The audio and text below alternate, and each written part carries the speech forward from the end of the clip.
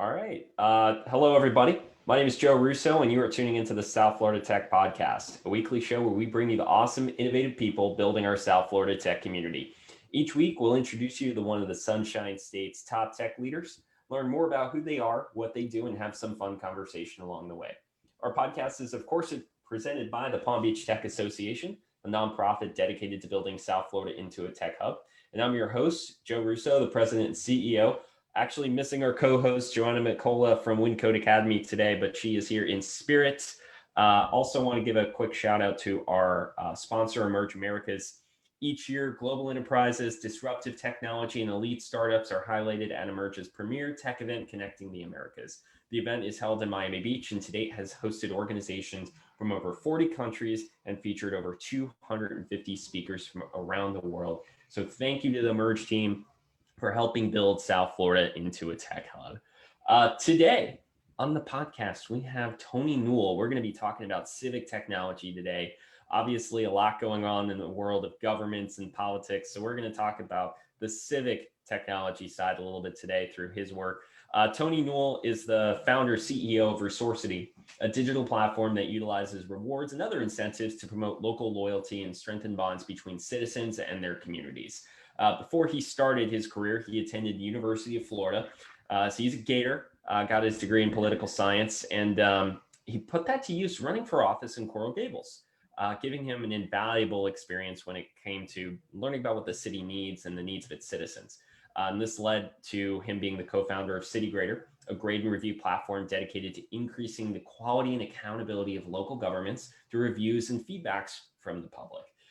So aside from this, when he's not working, Tony can be seen as a private plane pilot. He has produced award-winning commercials, and you might even see him in the Coral Gables Museum as one of their board of directors. So he's a very community-oriented guy. Resorcity is a startup down there as well. So we're going to dive into that today. Tony, thank you so much for joining the podcast. Thanks for having me. Appreciate it. So tell us about you. What's going on with Resorcity? Tell us about yourself, and give us the elevator speeches, as it were. Sure. Thanks. So yeah, I'm just one of a few of the co-founders of Resorcity. We're brand new. We just launched in Coral Gables in September. Coral Gables is our pilot city, but it's sort of been a long road getting there. So in order to tell you about Resorcity, I kind of have to start from the beginning, because you mentioned CityGrader, and really that's where it comes from, is that prior platform.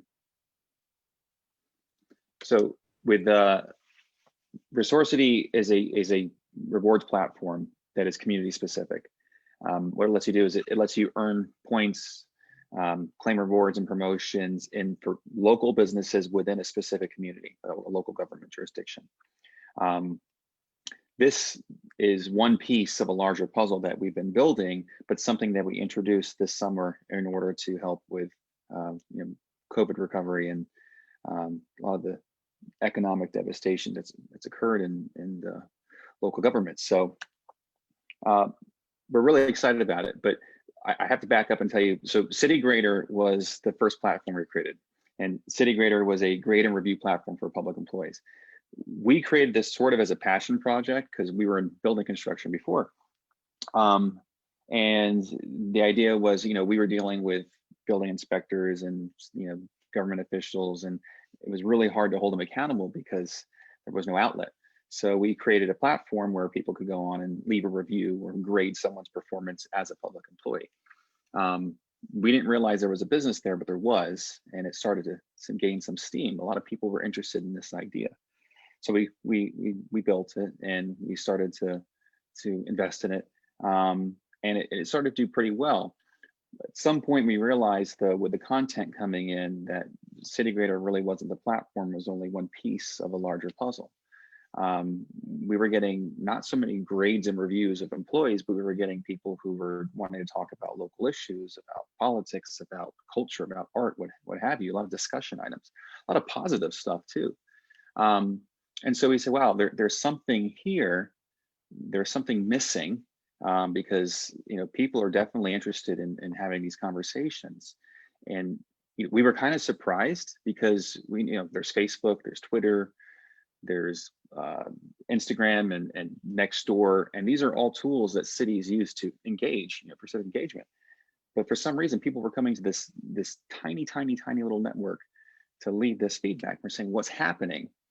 And we sort of came to a few conclusions. One was, on our platform, people felt like they were actually talking to the government, not some PIO or social media intern that's 25 years old and just scrolling through things. They felt like they were really connected. They had an audience. The other thing was, I think that people felt that it was, Facebook and Twitter, they're very one-sided for governments. They're very fast. They're fast platforms, but they're really impression machines. They're not really for engagement. You leave a post about a farmer's market, someone maybe comments, someone trolls, and it's gone. People were wanting something more. So that sort of led to this idea that, okay, we're missing something here. City Grader isn't it. What we need to do is create a true civic engagement platform or a civic network. And that's where Resorcity came about. So this year we started building it. And then of course, COVID happens. We focus on the local loyalty aspect of it, but have done pretty well so far. So we're working on the next parts. I'm long-winded. I'll stop there and let you prompt. No, you're fine. I do appreciate the sentiment there with everything. I mean, and there's obviously a lot to it in terms of making people feel more interconnected with their communities and their governments. Traditionally, not a lot of technology invested on the government side. But what inspired you to really get into all of this? I mean, you obviously are deeply passionate about it. Yeah, I think it was a combination of things. So you mentioned I studied poli-sci, right? That's like the slacker major, right? That's the one that you take. Usually people are like, what's the track that avoids math? I'm going to take poli-sci. And others, I guess there's to some extent, yeah, if you're it's low friction. But I was this kid who, when I was in high school, I was addicted to The West Wing. Like I watched it and over, and I taped it. You had to tape it back then. I taped it. I watched it over, and I was really had this like cheesy passion for politics. I loved the idea of a battle of ideas and so forth. So anyway, so that led me, I think, when I got out of school to get into to local politics and to get involved at the community level. And so I had that going, and I had this inherent interest in it. But there was also my experience in construction. It's the family business, my wife's family business as well. We combined them, and so there was both, I think, a passion or an interest for community and local issues, but also this itch that we were trying to scratch, which was, man, governments have these employees that are supposed to be working for us, and they're not responsive. It's very, very difficult you're a captive audience. If you have an issue with a building inspector, you can't just pick up the building and go somewhere else. You're stuck. So I think those two things combined and were the impetus for us to say, let's just build something, and it'll be a little passion project. We knew nothing about tech, nothing. I mean, our entree into this is how little we knew. When we went to build City Grader, we literally called up our IT guy, like the guy who's fixing drivers on your printer and stuff, and said, hey, can you build this for us? No clue.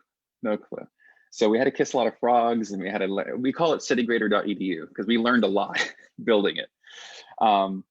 But yeah, it was those things that came together. This happened, one thing led to another, and it's a wonderful evolution for us because now we're different people, we think, and we have a wonderful team around us, and we're working on something we really, really believe in. So there's obviously, Coral Gables is a really amazing city. Been there a bunch of times. It's very special in terms of how it was built, the history of it. You chose it to launch to. Is this because it's like kind of your hometown? Is it because it's just a really great city to start? Why is it your first spot that you're really launching in? First, it's where we live. It's where we started Resorcity. It started in our living room, and I ran for office here. I started on community boards, and I'm still pretty involved. And my wife is too. We wanted to do something for the Gables. We've seen, I think at this point, over 60 or 70 small businesses closed since March. in the downtown district alone because of COVID. So we definitely wanted to do something in the Gables, and that's why we said we're just going to give it to you. We told the Gables, you can use this platform. This platform's designed for cities. You know, it's really built for cities with a community facing aspect to it. And said you can have it because we want it to help. That said, yeah, the Gables is actually a nice place to pilot something because one, it has a concentrated downtown district with a lot of commerce, a lot of restaurants, a lot of boutiques. It's a relatively small city, but also affluent. It's got about 50,000 people. As a matter of fact, Coral Gables, if it wasn't the first, it's one of the first cities Yelp came to when they came to South Florida. And Yelp sort of piloted in the Gables, I think because it was a manageable size for them. So there's a lot to it, but really the impetus to starting the Gables was it's our home city. Let's give it to them. We know a lot of the people who are using this on a personal level, the local businesses. And so we wanted to help out here, and we hope it does. And then expand, obviously, from just Coral Gables. Yeah, I mean, so we thought for sure we would be at least 6 months in the Gables working things out. Again, we're only firing on 1 of 3 cylinders. We're really focused on local loyalty and local businesses now, but there's a whole civic engagement aspect that as we speak, the team is working on. That's not there yet. So we thought, we're going to really have to the Gables will be a nice place to get this in action. Hopefully it helps. In the meantime, we build these features we bring them online and we work with the city. What we didn't expect was just this aspect alone, word got out. And we reached out to be honest, but it was a lot of organic, just the word of mouth. And Miami, Hialeah, West Miami, South Miami, Fort Myers, these are all cities so far that we're in some stage of talks with, some of them been very advanced. It looks like that we'll be bringing quite a bit of these cities online by January in a second cohort, way sooner than we expected. So yeah, the idea was always to scale nationally, but we didn't think it would happen quite this quickly. So that's good. That's good for us, and we're happy to have it. So let's dive in a little bit in what Resorcity actually does. How does it work? Where do those dots actually connect for the people utilizing it? And so Sure. If you can walk us through, I have the app, how am I utilizing it? Yeah, so it's very straightforward right now. What it does is, if you have the app, it's right now you're limited to Coral Gables. That's where we are. And what you have is basically a menu of promotions that local businesses can run using our platform. It's a free way to promote their business and run something to get people in the doors, a discount, 10% off of your bill or a free mimosa or whatever. It also has a point system that's built into it. That's our point system. So that every time you go to a local business, and you don't have to be a resident, by the way, you can be anywhere, so you can use it in the Gables.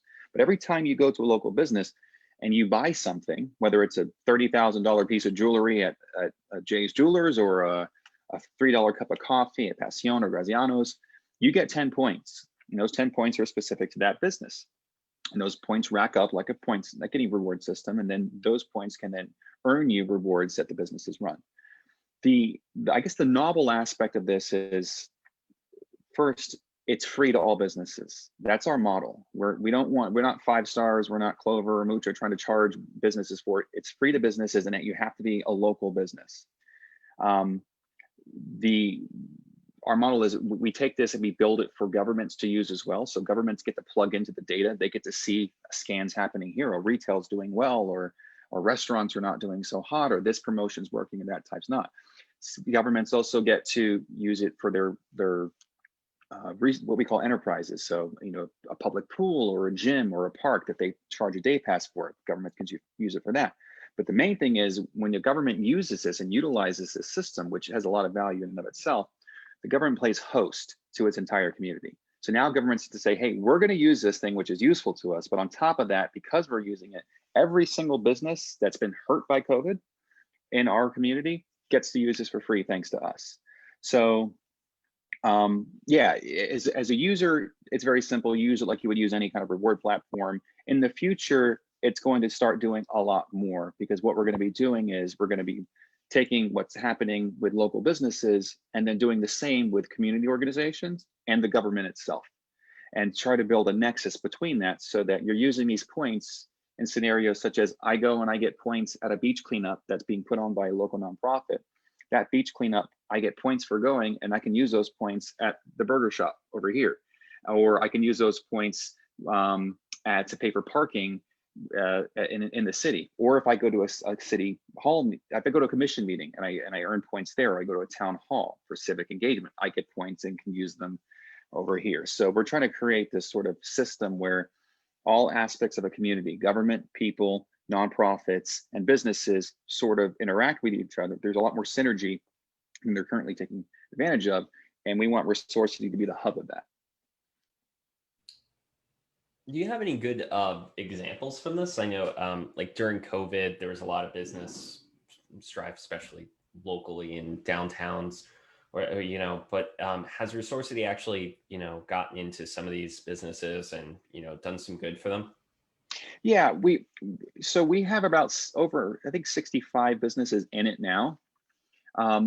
It's been tough.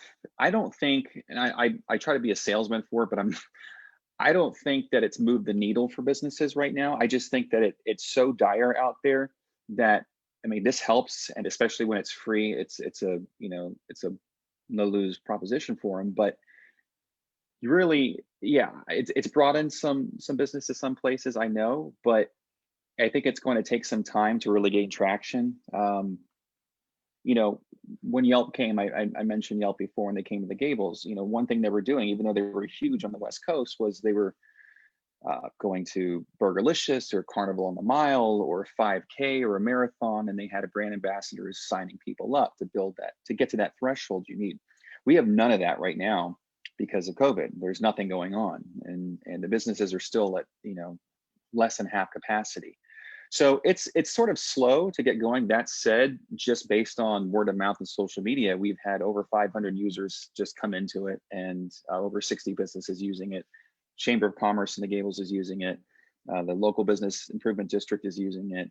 Coral Gables Museum, etc. Coral Gables Community Foundation.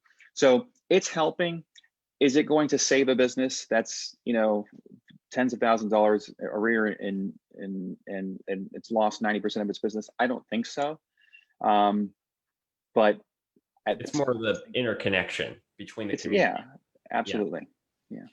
So I mean, and that angle, it doesn't seem like what you're trying to do is necessarily build like another Yelp or something like that. It's more about the interconnecting of the community that's around the businesses and whatnot.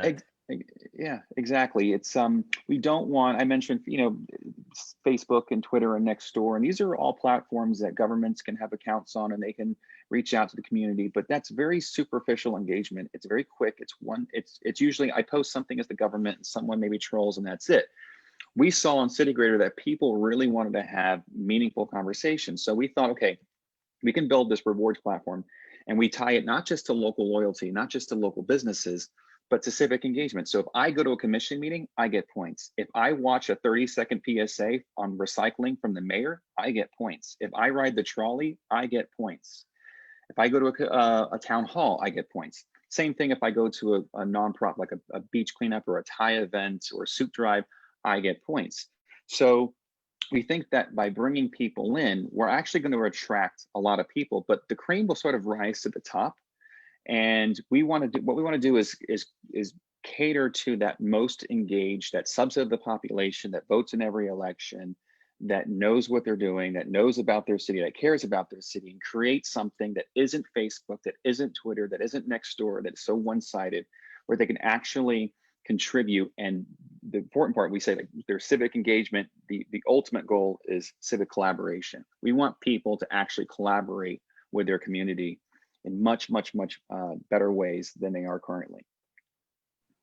So let's dive in for a moment. You said you ran for office in Coral Gables. I think everybody thinks now running for office is like the most political mumbo jumbo thing you can do. But actually, speaking as somebody who also ran for a city office before, it's really not the politics you see on TV. It's very local. What are people's like local issues? What are people's local pain points? And obviously that helped lead you to where you are today in terms of building some civic technology. But can you share some background on your run for office and kind of how that really led to today as a one-time candidate and now just a all around good citizen? I should probably put it that way. Thanks.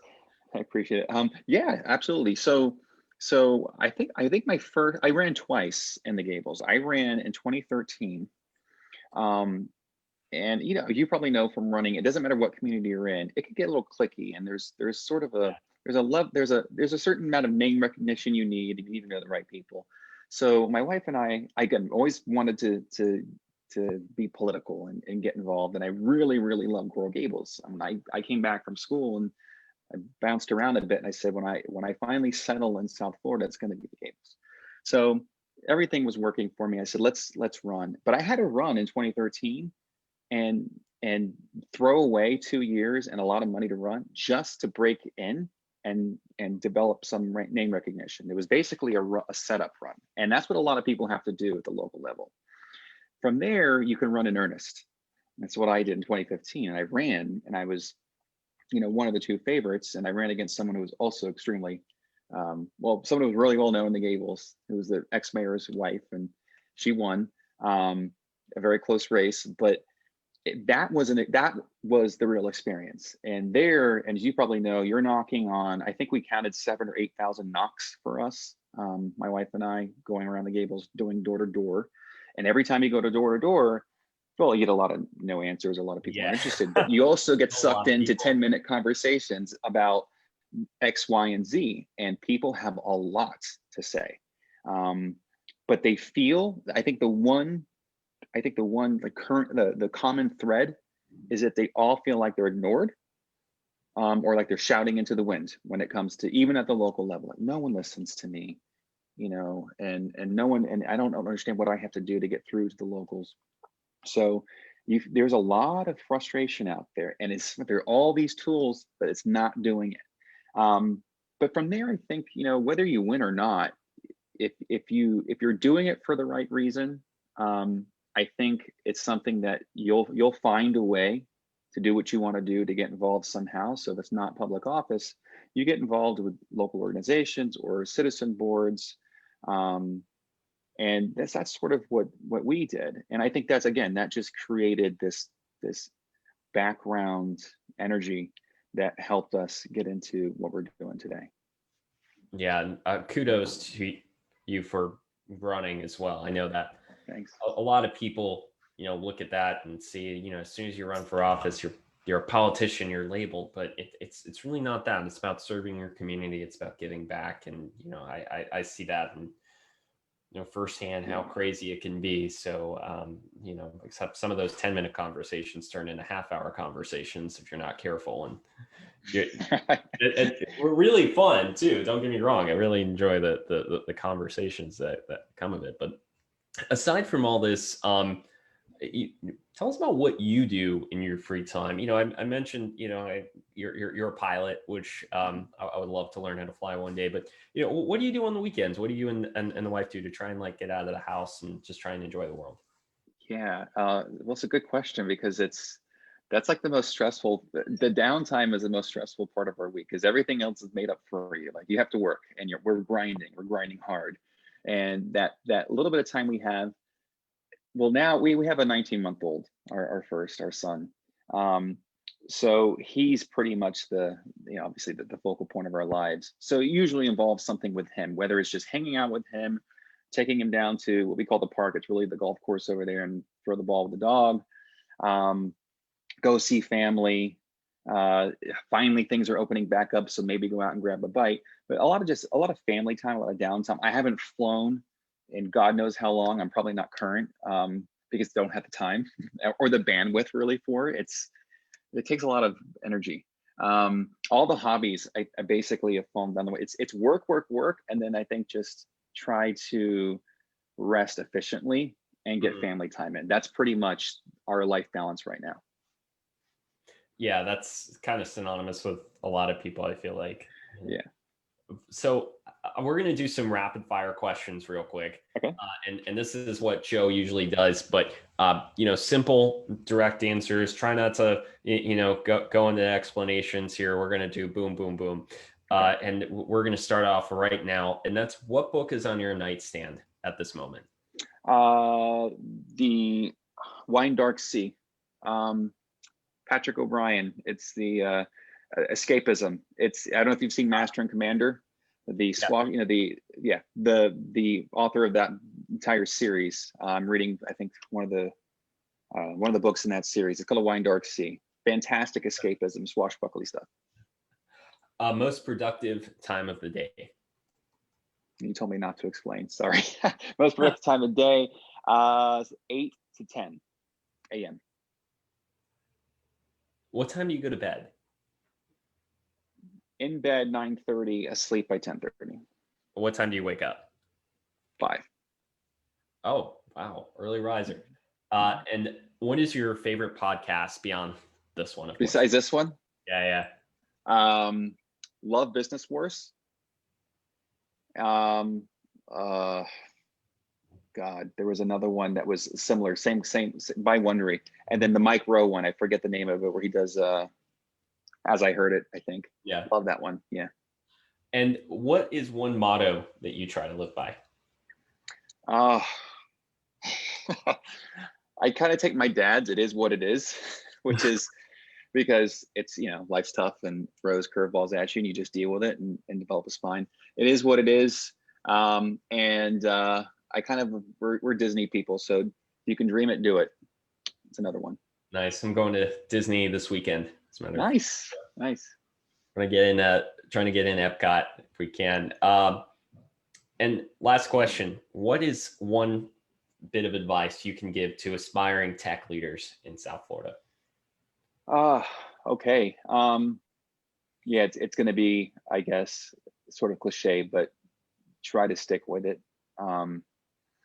It's a tough road to hoe, of course, and there are a lot of there are a lot of things that have to work in your favor. So if you have a really great idea and you have either the ability yourself or the people to do it, no matter what, you could find a way to do it, stick with it. Don't let the stress of raising money or networking or whatever, all the other stuff that goes with it, get to you. Just build your product, and if it's good things will happen. Nice. So Tony, thank you so much for hopping on and joining and for building something to benefit your community.